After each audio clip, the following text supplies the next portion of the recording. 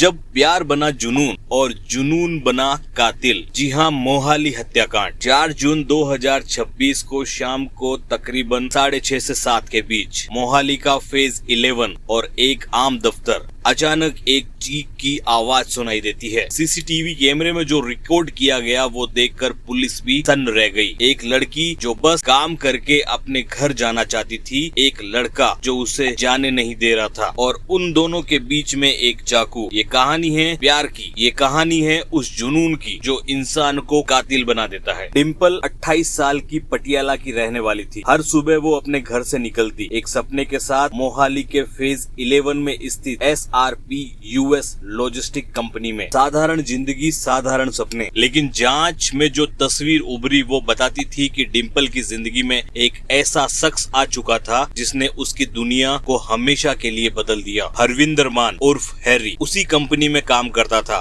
3 साल से डिम्पल के साथ दोस्ती थी, दोस्ती प्यार में बदली और प्यार बना एक रिश्ता। लेकिन जांच अधिकारियों के मुताबिक कुछ महीने पहले यह रिश्ता टूट गया। डिम्पल आगे बढ़ना चाहती थी लेकिन हैरी नहीं, और यहीं से शुरू होती है इस त्रासदी की असली कहानी। ब्रेकअप के बाद हैरी ने बार बार कोशिश की डिम्पल को मनाने की, रिश्ता फिर से जोड़ने की, लेकिन हर बार डिम्पल ने मना कर दिया। जांच में सामने आया कि हैरी धीरे धीरे मानसिक रूप से टूटता जा रहा था। उसके भीतर एक अलग ही आग सुलग रही थी जो गुस्से की थी और दर्द की भी थी, और खतरनाक जुनून भी था। जब कोई इंसान किसी की ना सुनना बर्दाश्त ना करे तो वो सिर्फ एक प्रेमी नहीं, वो एक खतरनाक मुजरिम बन जाता है। 4 जून की शाम को हैरी दफ्तर पहुंचा। इस बार इरादा सिर्फ रिश्ता जोड़ने का नहीं बल्कि उसे खत्म करने था। डिम्पल से सामना हुआ, बातचीत शुरू हुई, बातचीत बहस बन गई, बहस एक झगड़े में बदल गई, और फिर हैरी ने चाकू निकाला। जांच के मुताबिक उसने डिम्पल पर ताबड़तोड़ वार किया। दफ्तर में मौजूद बाकी कर्मचारी चीखते रहे, भागते रहे, लेकिन